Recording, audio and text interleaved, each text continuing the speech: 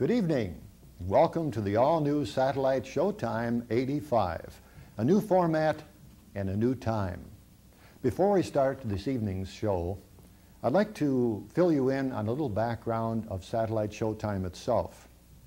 We started early in 1984, you may recall, with a series of 2-hour specials featuring key figures in the satellite industry. Those shows were especially well received. A lot of telephone calls, a lot of comments at trade shows. The industry was, and still is in fact, hungry for news of their satellite industry. You'll recall too that KTI26 Incorporated, which had sponsored the first 2-hour special and which helped to sponsor the subsequent shows, decided to sponsor 1-hour weekly programs. Thus, the video newsletter of KTI26 was born, a link with industry people. Now we're combining the best of those two programs. Satellite Showtime will be featuring panel shows, news of the industry, interviews, product previews, movie news, in short, just about everything, especially for you out there in the industry. We invite your questions, your comments, your ideas, and even your criticisms and insights anytime you wish to. We can be reached here at Nova Video Productions, Box 637, Richland Center, Wisconsin, 53581. Give us a call, 608-647-8902, extension 38. Satellite Showtime is, and we hope will remain to be, sustained by sponsorship of businesses and industries in or affiliated with the satellite industry. But enough of that explanation. Now let's go on with our show.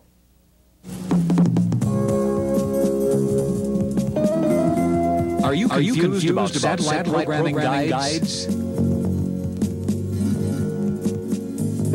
Are you tired of monthly inaccurate guides that are big and bulky and about as much fun to use as a city phone book?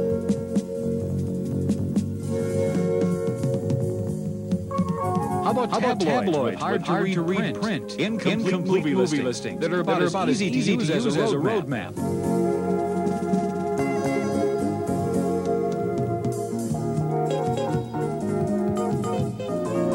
Or newspaper guides with confusing grids that fall apart in your hands?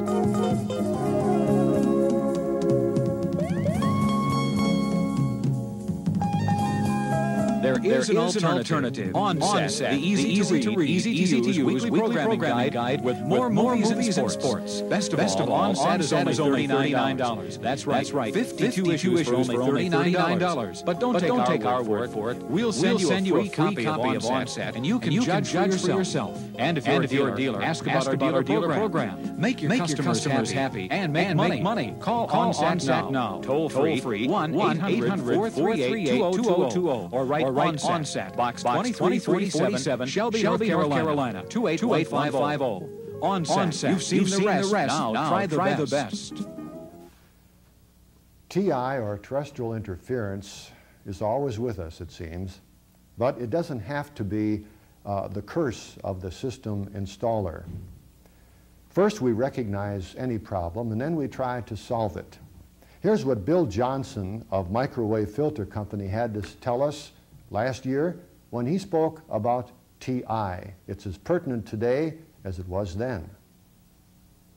Our next guest is Bill Johnson from Microwave Filter Corporation. Microwave interference is probably about as much an enemy of TVRO as anything you can think of. Perhaps one of the most difficult ones to address and to understand.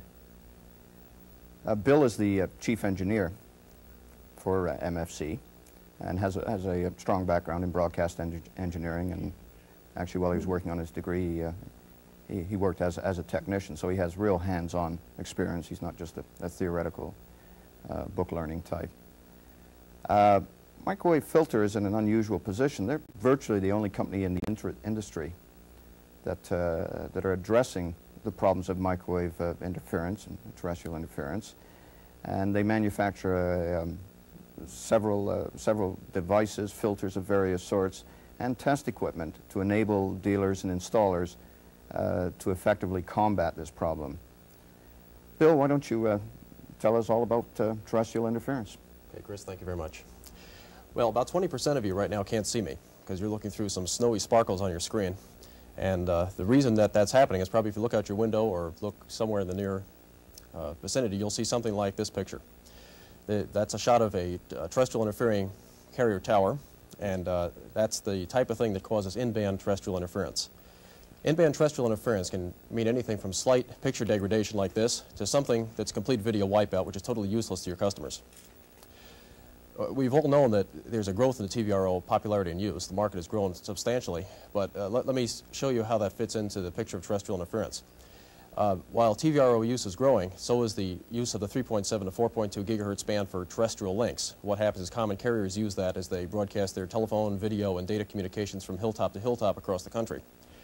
There's an increased number of interference-related problems because you're trying to put sites in where those terrestrial links are operating. Now, one of the things that's important to do in solving any terrestrial interference problem is to solve it by analysis and experimentation. The analysis part is so that you know where to look, and the experimentation is so that you know what to do. And if you try to do one to the exclusion of the other, the problem will probably never be solved, or it'll be solved only to a minor degree.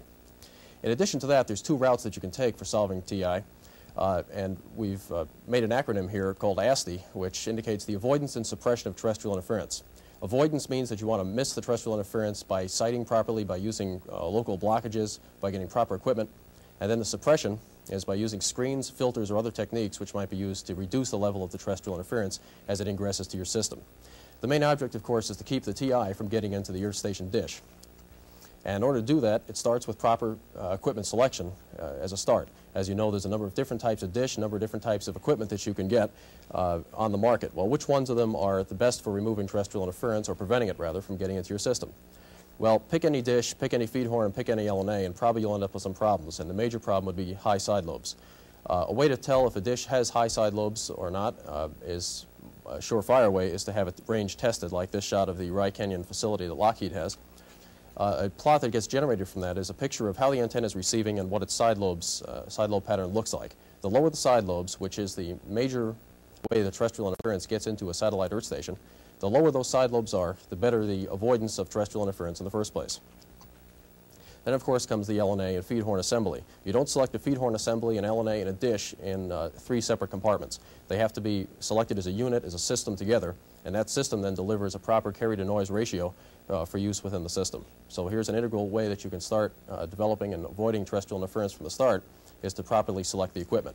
As far as LNAs go, notice the specification in the lower left-hand corner that indicates that this LNA has a flat response in the 3.7 to 4.2 gigahertz band, but notice that the skirts of its response fall off very rapidly outside the band, and that can avoid out-of-band interference. So that's ways that equipment can prevent the ingress of terrestrial interference. Now let's take a look at the sources of TVRO interference. First of all, in-band terrestrial links, which is 95% of the problem in earth stations. Where the T's are located on this shot of 5 transponders, 3 of which are polarized one direction and 2 are polarized the other. Notice that those T's are off 10 megahertz from the transponder center frequency, and that's the center frequency at which the terrestrial interfering carriers will operate. If you were to look at a spectrum analyzer at the C band at 3.7 to 4.2 gigahertz, you'd notice something like in the upper part of this frame, where you see pips occurring at plus and minus 10 megahertz. As the signal comes through the down converter, satellite signal line interference, we notice that the interference in the lower part of the frame maintains the same plus and minus 10 megahertz relationship. And this is good because we'll use that in the filtering process. The stronger the terrestrial interference is, the more degradation you'll have on the picture. For example, here's terrestrial interference starting at minus 10 dB below the satellite carrier. If we start increasing the level to minus 5 dB with respect to the satellite, we begin to see noticeable breakup. At 0 dB, still more problems, plus 5 dB with respect to satellite carrier, and the picture's gone. And if we go any further to plus 15, or plus 10 dB rather, that's the sort of shot we see. And if we increase the interference beyond this point, it doesn't change. We see a blank raster, and that's the symptom of very, very strong terrestrial interference. That's in-band interference, but how about out-of-band interference? There's lots of services that are adjacent to the satellite band. As this chart shows, the satellite band is highlighted in white, and you can see a number of other services which are allocated, any one of which can cause out-of-band interference in an earth station, provided its signal is strong enough. Another problem is noise and reflection and polarization. Noise is something we have to live with, but the object is to minimize the effects of noise and maximize the signal coming into the earth station. And that, again, is where basically equipment selection comes to play. So reducing the effects of noise are important. Then reflection and polarization. Terrestrial interference, as I indicated earlier, comes in through the side lobes of the antenna. But one has to be careful because reflections off existing structures such as towers, water towers, electric lines and the like can cause reflection and polarization changes for that terrestrial interference, and it can look like we're getting it from two different directions. Approximate levels of suppression for terrestrial interference, we notice that there are three different categories that I've enunciated here: home TVRO, CATV, and rebroadcast. It all depends who the user is as to what degree of suppression is required, and some users within these categories will require different degrees of suppression. Generally, 10 dB below satellite carrier is the minimum level for a home TVRO system, and this is for someone who is willing to tolerate some effects, some busyness in the background of the picture, all the way on up to rebroadcast use, which would be minus 25 dB below the satellite carrier. Okay, how about filters? When it comes time to suppress the interference, you've done everything you can by proper sighting, you've selected the proper equipment. Now it comes time to take a look at filters. Well, there are natural filters, hills, buildings, trees, and the et ceteras that go along with blocking terrestrial interference. Put them in between your earth station site, draw a plot, place your earth station, and try to interpose those structures between your TVRO and the terrestrial interfering site. Now, a number of different materials have different attenuation characteristics for terrestrial interference, and here's a chart of some of them. Of course, I have to apologize that our R&D department hasn't yet tabularized all the material that could possibly use to attenuate terrestrial interference, and one of these days we will have some figures on what a 1964 Volkswagen, how that attenuates the interference.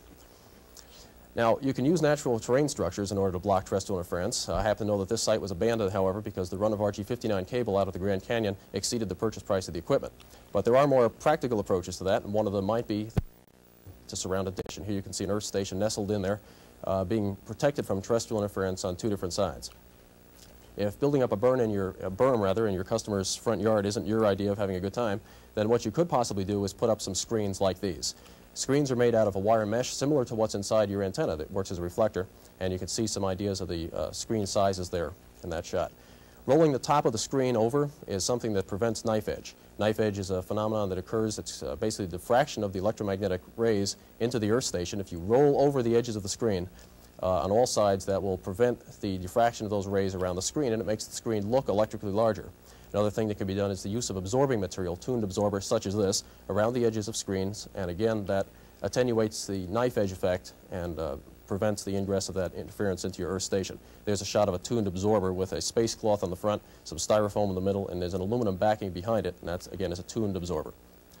The placement of screens is important, of course. You want to interpose it between the interfering source and the earth station, and bandpass filters pass bands of frequencies, and those are the two that are used in attenuating interference. The notch filter can be used at the IF and microwave path. An IF filter, remember, would be used to combat the plus and minus 10 megahertz in-band carriers.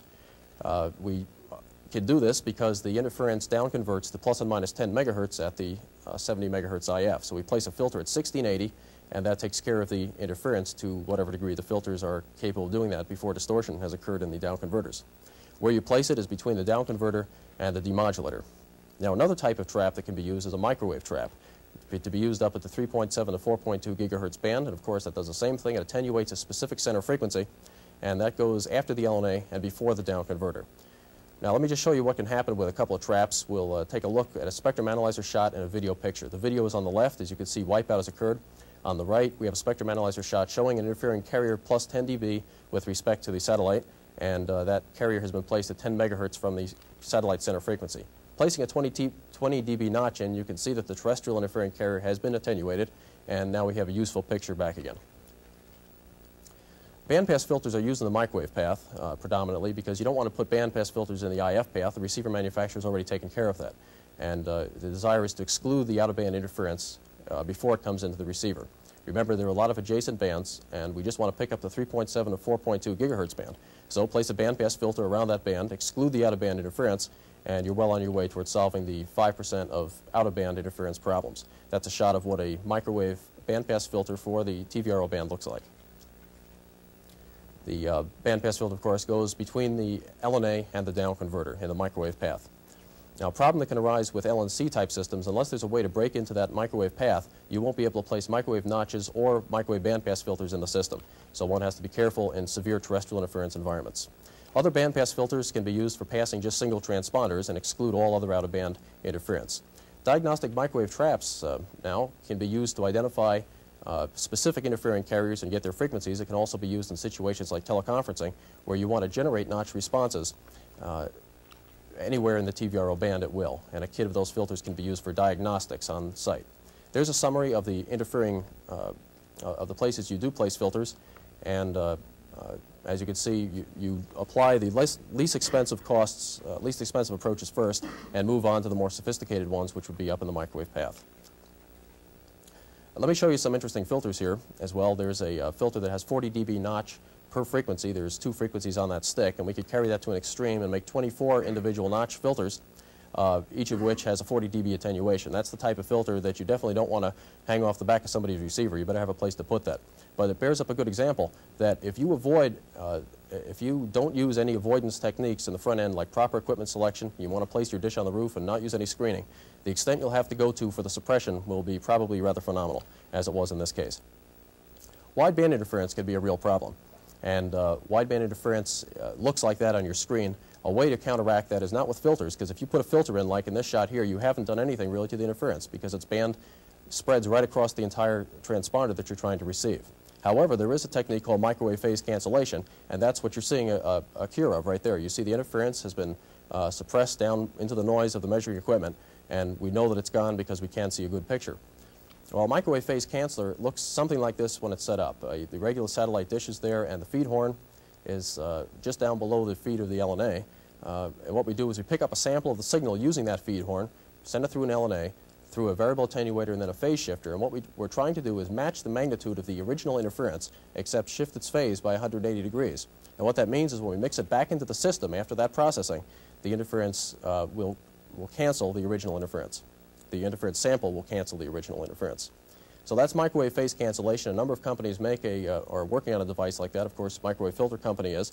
And Avantech just recently came out with a device that's used with their receiver for broadcast applications. I believe that the selling price is around $20,000. So certainly that excludes it from home TVR use, but if you do have commercial users, that's something you may wish to investigate. Now, of course, what do you do in very, very severe terrestrial interference environments? And you have to be real careful with this, because after you've done everything that you possibly can do, you do have to make some choices about how to proceed. Now, Microwave Filter Company and the sponsors of this program do not recommend that you use this, but of course it's something that you have to keep in mind, and it is a last-ditch effort to use. Here's the setup. Here's your poor customer who does have terrestrial interference, but it's because no screening was used and no proper equipment selection was made, and of course the look angle is right through a terrestrial interfering source. Now, what this means is if you don't have the wherewithal to solve that problem for your customer, you'll probably have to hire specialists to come in and do it for you. And specialists are available for a fee. There are a number of field service teams that can come into a site and take care of the problem for you, but you just have to be careful they know what they're doing and that they're not going to get you in any trouble. So that's one way to cure the satellite interference problem that you have, and of course the result is as good as any filters or screens or digging pits that you can on the site, but you have to be careful how to use it. And that's a brief tour, Chris, of TVRO interference. Bill, that was very, very interesting. I'd like to ask you one very quick question. We just have a few seconds left. In the majority of cases out there, is it cost effective to go into a homeowner's TVRO system and do suppression techniques? Yes, it's a good question, and cost effective, I guess, has to be in relative terms, is how bad does the customer really want to get the picture? And one of the key selling points should be to evaluate the terrestrial interference climate before the install even goes in and before the contract is signed. That way the installer can estimate the degree of filtering required and give the customer the quote-unquote bad news right at the front end. Okay, because you can go from a $100 IF filter to thousands of dollars worth of traps, That's which correct. is probably not going to be practical for most consumers. That's correct. Bill, thank you for being with us today. It's a pleasure, Chris. We've really enjoyed it, and TI, as you said, 1 out of 5 people who install TVRO systems are going to have problems with TI, and if you do, you need to call Bill. Welcome to the world of Satellite TV Opportunities, the magazine that brings you inside information on successful marketing and sales techniques, details the latest in new technology, and lets you see how other dealers increase their sales and profits. Satellite TV Opportunities magazine is the marketing techniques magazine for satellite TV dealers. Our single purpose is to help dealers increase their sales and their profits through improved marketing techniques. Satellite TV Opportunities offers insight into the latest trends in marketing, profiles thriving businesses, and surveys what TVRO buyers are really after. Subscribe today by calling 1-800-922-2812 For $25, you get a full year subscription to Satellite TV Opportunities, a magazine full of new ideas that will help your business thrive. 1-800-922-2812. Call today. MasterCard and Visa accepted.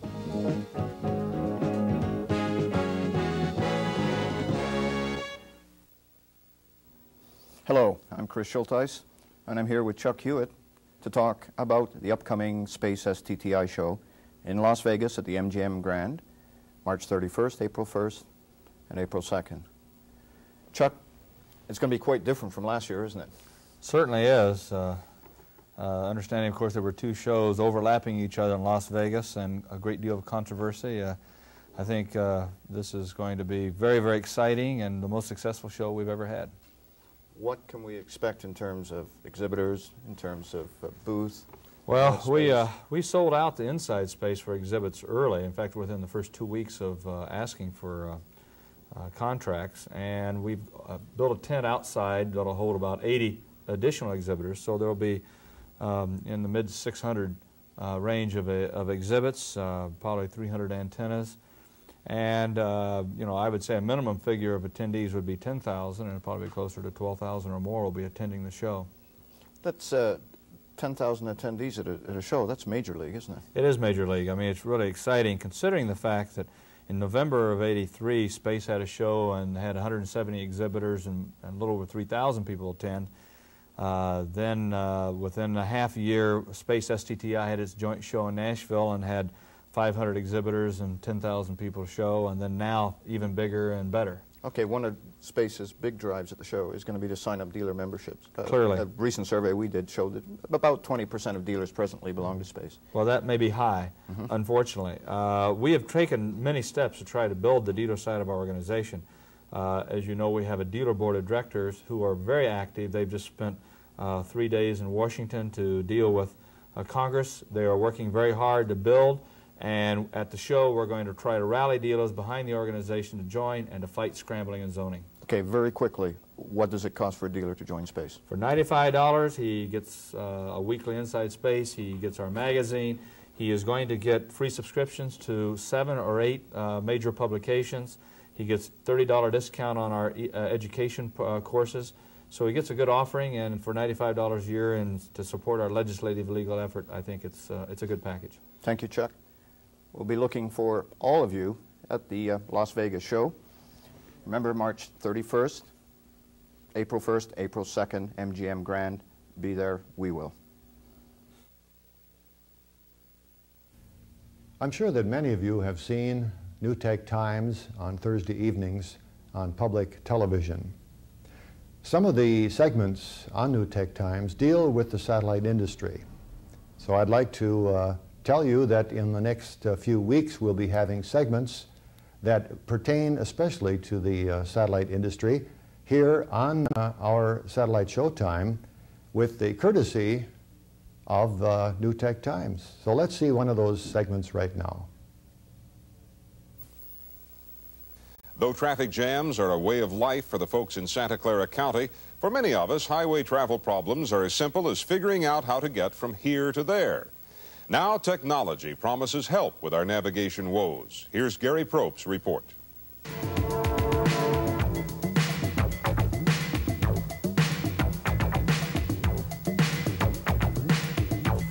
Imagine taking a futuristic trip from New Orleans to St. Louis with a very brief detour through outer space.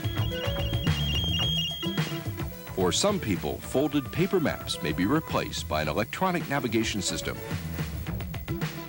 The Chrysler Corporation is planning to use AAA road maps on a laser disc, along with a computer and a satellite antenna. The company's prototype was at the New Orleans World's Fair. It was used for simulations of how a trip will appear on a screen. We will have urban areas mapped down to the street level. The Global Positioning Satellite System has the accuracy necessary to enable you to position yourself in a block. The car's computer will switch maps as the satellite beams its position. The Laserdisc random access allows you to zoom in or out, plotting a course across the United States. Checking another map is as easy as touching a screen. We have in this system something in excess of 13,000 maps, stored in a single disk, one side of a single disk. And I think it boggles the mind of a lot of people seeing it that so much information can be stored so efficiently and still be readily accessed. The people at Chrysler say they're ready to install their traveling navigator as a $500 option on sport or luxury cars. But the system is on hold because NASA is still putting up the required 18 satellites to give drivers an accurate reading. You are tracking, in effect, the position of a minimum of 4 satellites simultaneously. And that information collectively tells you where you are. There is nothing being emitted by your car. That could be added as a feature, for example, in fleet operations, where you might want to do control and monitoring of fixed route truck routes, that sort of thing. The satellites are being put up for the military. The Navy wants to keep better track of its ships. Chrysler and other corporations should be able to take advantage of technology accurate enough to serve military intelligence. Satellite navigation is not exclusive to Chrysler. Ford and GM also plan to offer console co-pilots. So does Mitsubishi in Japan. They've been able to mobilize technology, but they may have trouble in making it practical because it could be distracting. That possibility, of course, has been raised, and there are several approaches as we get closer to bringing this into actual on-vehicle design to handling this. One is, of course, to restrict the visibility of this to the passenger only while the vehicle is moving. The driver can set up his map if the vehicle is not moving. That's just one approach we could take. These new road maps can show you exactly where you're driving, but unless the car companies can build some sort of automatic pilot, you'll still have to keep your eyes on the road.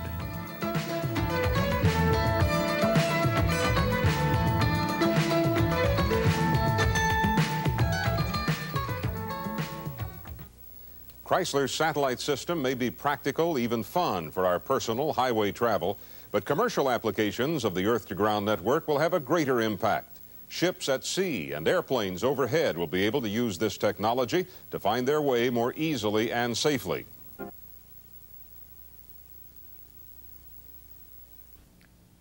We mentioned earlier that in 1984 we had a series of 2-hour specials which featured key people in the satellite industry. Panelists were quoted quite widely at the time in the press. What they had to say is as vital today as it was then. And because the industry continues to search for such information, we are bringing excerpts of those vital panel shows which were previewed last year. All right, we're back. We're ready to start the second part of Satellite Showtime 84. The next hour will consist of a panel discussion with audience participation, we hope, if we can keep them awake out there. We have 3 notable guests with us today, all experts in their own field. It'll basically be a technical discussion. David Barker, who is with us today, is flown in from Hawaii for the occasion. Some of you people who are newer to the industry may not know David, but David has been around since the very first show in Oklahoma. I guess that makes you a pioneer, David, I'm not sure. David is responsible for a great deal of the technology that's out there today in receiver and down converter design, and chances are if you've got a single down conversion receiver, there's a very good chance that it's a David Barker design. We also have with us today Mike Gustafson, who I'm sure most of you know and have seen here on the show before. Mike is a consultant and works for a company that operates uplink equipment, and of course is well known for his technical expertise. And Taylor Howard, of course, the Director of Research for Chaparral Communications, who has given many hours doing seminars and talks and discussions. And I just want to stifle a rumor that has been out in the industry about the Niagara show, Taylor. There were some reports that you were going to go over the falls in a 10-meter dish. And Taylor has assured me that is indeed not true. No, it's going to be a 3-meter dish. A 3-meter dish? Good. Okay. That's the homeowner's dish, right? That's right. I think with this panel we have here, it's obvious that we're going to talk about receiver technology and electronics in general. One of my pet peeves, Taylor, has been that I've felt that the application of technology to receiver designs hasn't moved quickly enough. Any thoughts on that? Well, some of us that are involved in small companies have tried to move technology a little more rapidly, and I find that when you're an individual or a consultant, it's very easy to do things and get immediate results.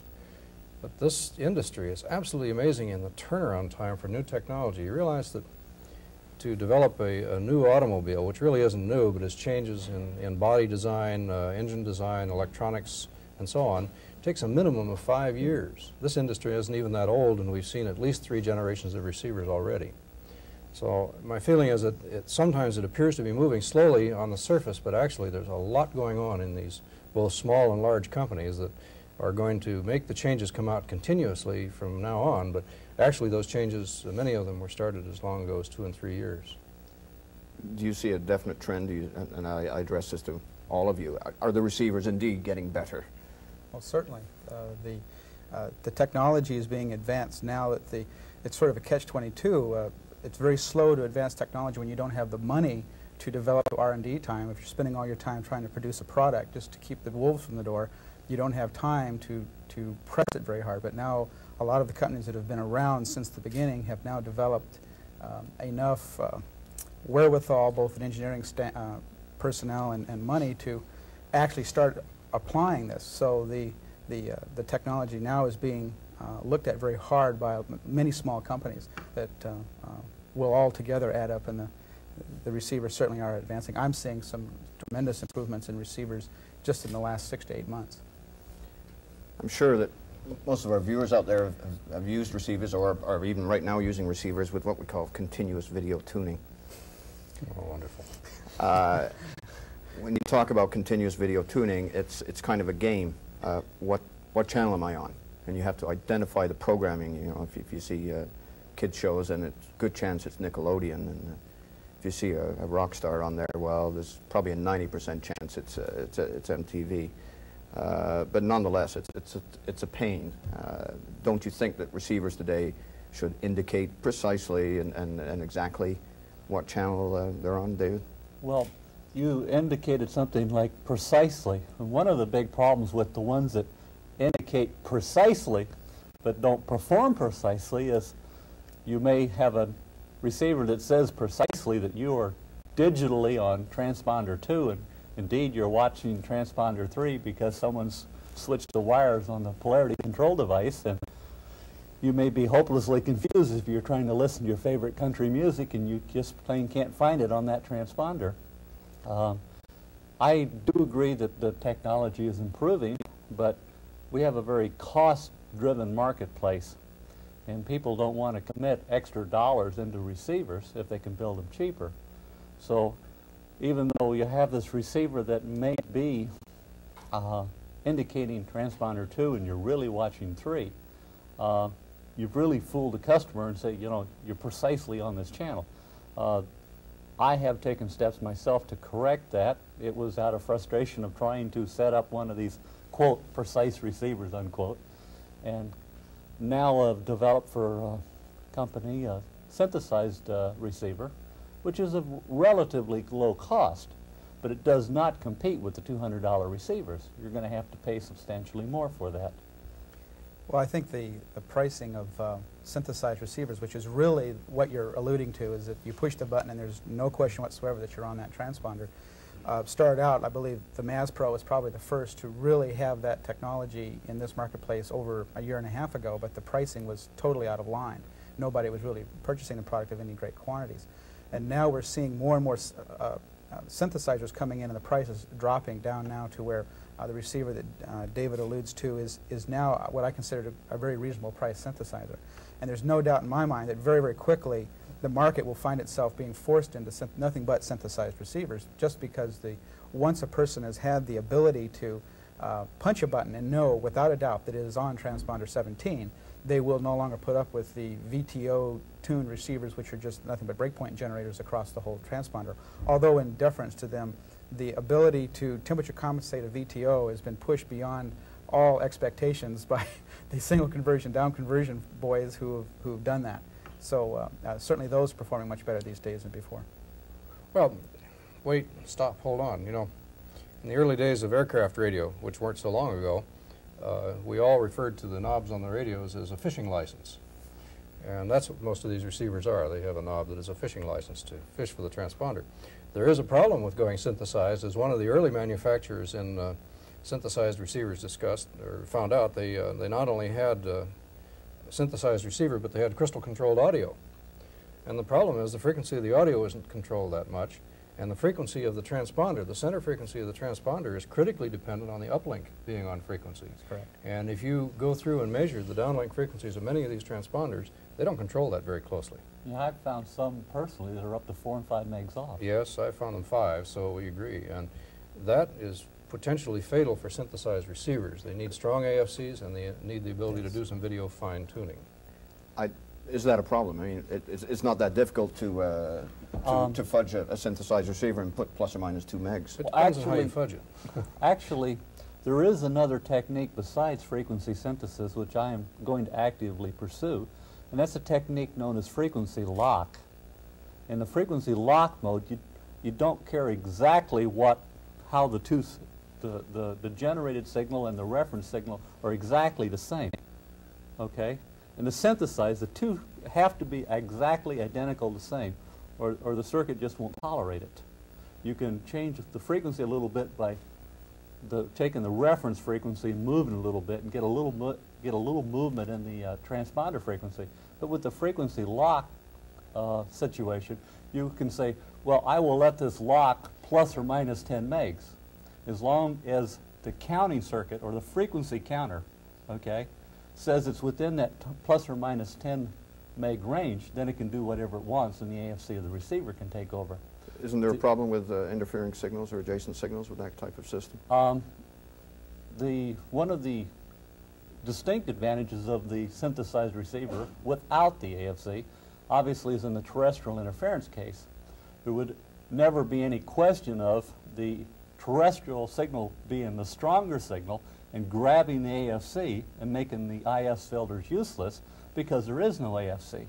So yes, if one would go to the frequency lock situation, which would accommodate wide deviations and uplink frequency variations, then one would solve one problem but generate another. Create another problem. Yeah. Well, but I'm not so sure that it's as big a problem as we might be giving the impression here, because the commercial receivers have been synthesized since almost day one. The Comtex, Scientific Atlanta's, Standard, all those have been frequency synthesized with AFC, or in some cases no AFC, and those have been performing well. It is true there are a lot of the transponders are not in the center of where they're supposed to be. They're not there, but these receivers tend to be able to have the bandwidth to handle it, and the receivers, the newer synthesized receivers of our technology, of the one like the one that David designed, except in 1 or 2 cases, which if you want to watch those transponders, there was just a little bit of jitter due to it. They seem to perform well.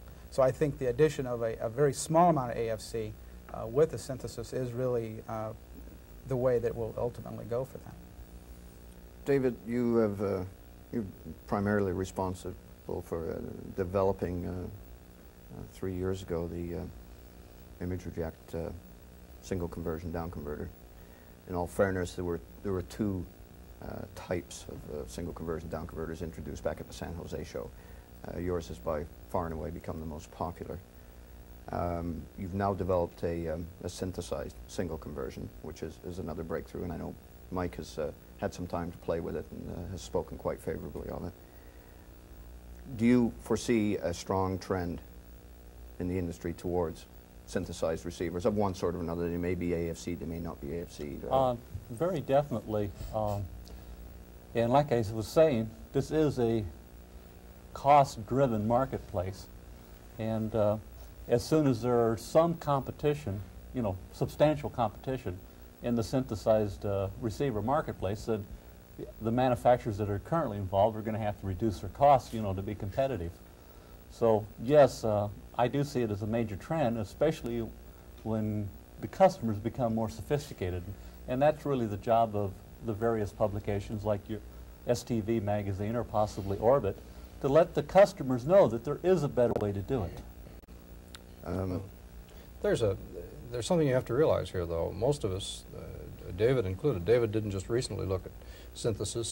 I think all of us that have been involved in receivers have been looking at that for some time. And the key to this, in most cases, is a divider chip that has been a gleam in everybody's eye for 10 years probably.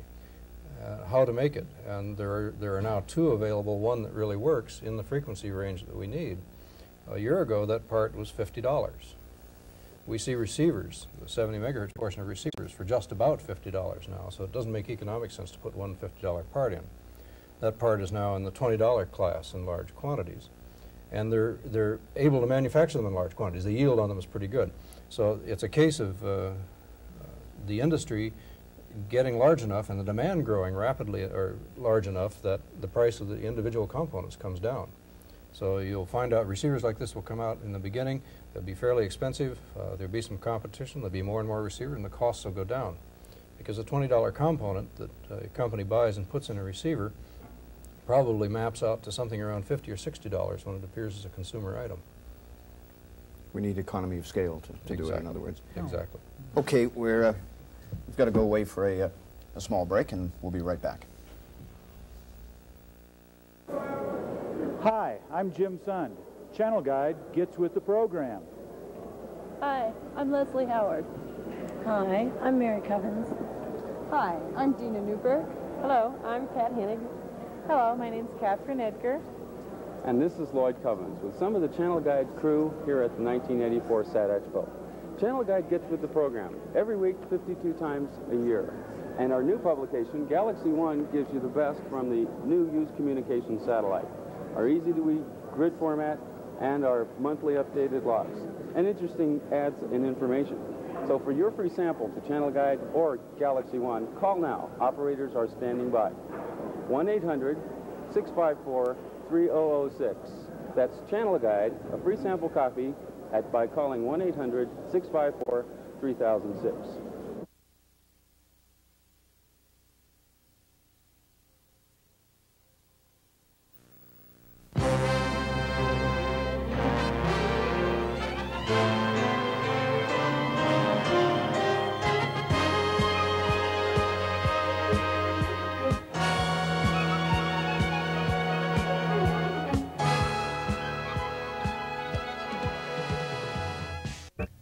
Time now for the video newsletter segment of our show, brought to you by Qualtronics of Richland Center.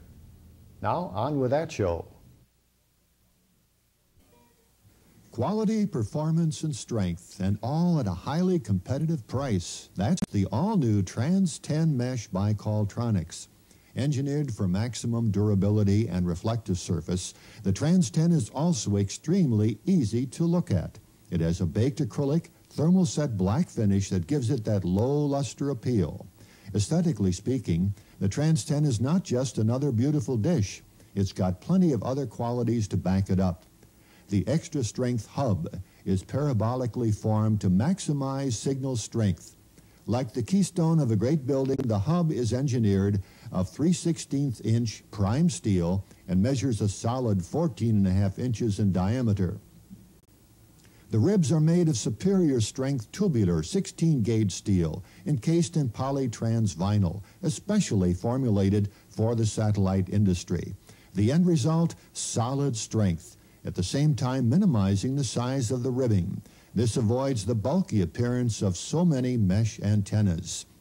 The polytrans vinyl ribs of the Trans 10, in another innovative feature, have full half-inch unobstructed mesh retaining channels. The mesh panels slide smoothly into place, simply and surely, making for fast assembly time and snug positioning. Another bonus is better retention of panels in high wind areas and maximum reflector signal with no gaps in that reflective area. It's a distinct advantage over other mesh designs. High gain means better performance. The Trans 10 has an outer rim of rigid extruded aluminum anchored securely to the ribs and center hub to form a solid framework for the panels. The mesh panels are of expanded flattened aluminum with a 1.040 thickness and 0.045 strand width. The mesh and all exposed frame parts have a baked acrylic thermoset finish. All antenna hardware is plated for weather protection. The Trans 10, with its 10-foot diameter, is designed for maximum gain, a focal length of 44 1/4 inches and an FD ratio of 0.375. The Trans 10 is UPS shippable anywhere in the United States with a weight of 145 pounds without mount. It means easy handling. Without a doubt, the Trans 10 by Qualtronics is the front runner in the industry, the ultimate mesh antenna design because of quality, performance, and eye appeal.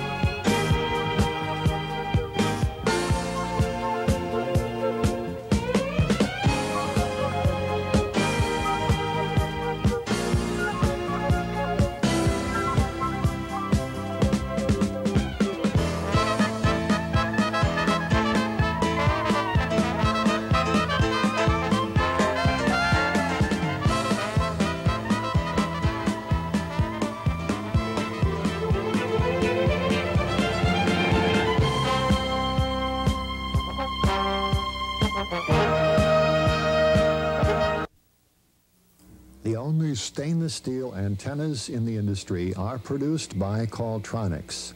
On a massive press that required 3 railroad cars to move to the plant site, the antennas are hydroformed each day. Using water in the hydroforming process, the antennas are turned out in 3 sizes, 66-inch, 90-inch, and 112 inches.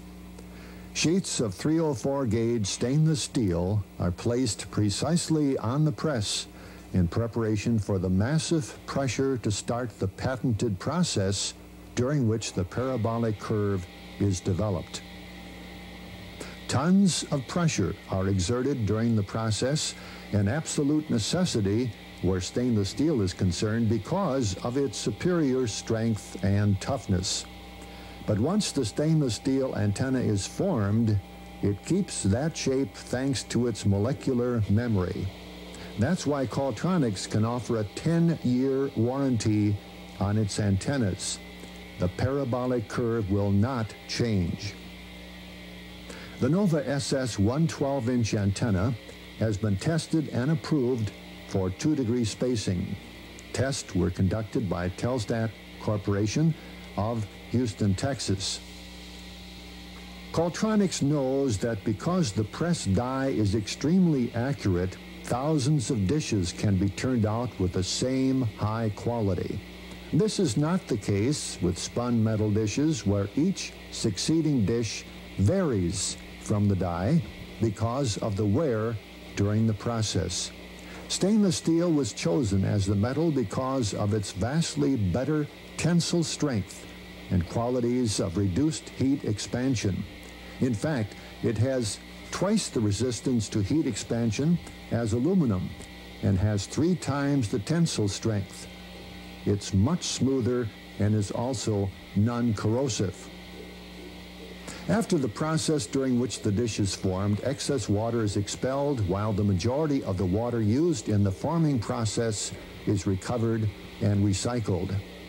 The press slowly withdraws and permits workmen to remove the completed antenna, inspect it, and continue the water drainage.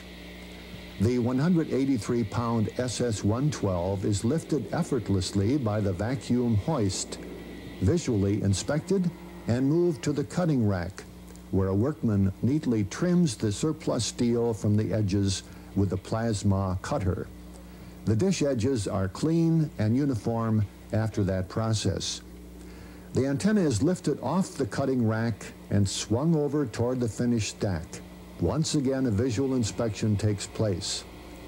Workmen know that because the machine die is extremely accurate, thousands of dishes can be turned out with that same high quality.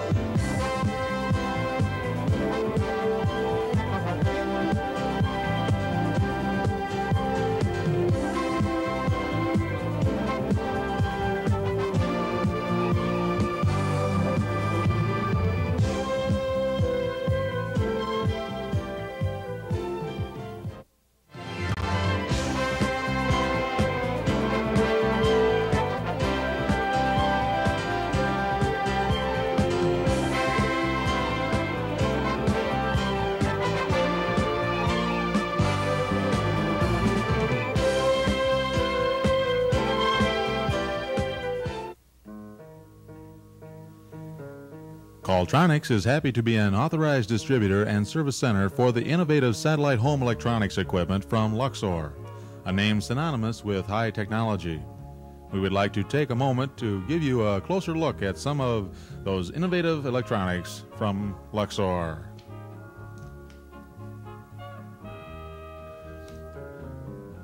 The Luxor 9550 gives you total control over the satellite spectrum. 24 channels can be selected, fine-tuned, and then programmed for automatic recall. 4 different audio systems, mono or stereo, can be selected in either wide or narrow bandwidth for programming with any channel. A built-in stereo processor for both TV audio or stereo sound only eliminates the necessity for an add-on external stereo processor. An RF modulator in the receiver provides easy connection to any TV set. The 9550 is not only a satellite television receiver, it will feed a hi-fi stereo system with quality audio-only signals. You can also make professional quality VCR recordings via the audio-video baseband outputs. Compare these features with systems costing much more. You'll see the extra value in investing in a Luxor. The Luxor 9534 antenna actuator. Now you can have fully automatic satellite selection at your command by remote control. The location of 30 different satellites can be precisely defined and programmed for automatic recall at the touch of a button. The unit is design coordinated to interface with the Luxor 9550 satellite receiver. The Luxor handheld remote commander. Once programmed, the Luxor receiver and actuator can be completely controlled from your armchair by the compact infrared remote control. No wires are necessary. You have automatic recall of up to 24 television channels from up to 30 different satellites.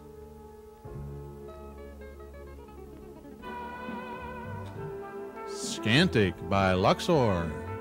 The art and science of electronics put a whole new world of television right at your fingertips. The Scantic is packed with state-of-the-art features designed and built to the most exacting European standards. Created to expand your video and audio universe into crystal clear reception and virtually unlimited viewing selection, touch your way to a wonderful new experience in sight and sound. Pick up all 24 transponder channels on each satellite with simple digital push-button control. Choose even or odd channels, step up or down at the touch of a button. Bright LED display can be seen from across the room. Precise fine-tuning for each of 24 channels is automatic and programmable. You can also make your own fine-tuning adjustments with a fingertip touch with the AFC off. Feature for feature, Scantic delivers more versatility and higher quality performance automatically for less. Well, that's our show for today. We certainly hope you enjoy the new format, the new time of Satellite Showtime. Tell your other dealers and your families to watch, because we're having news of the industry that's especially important to you, the viewer.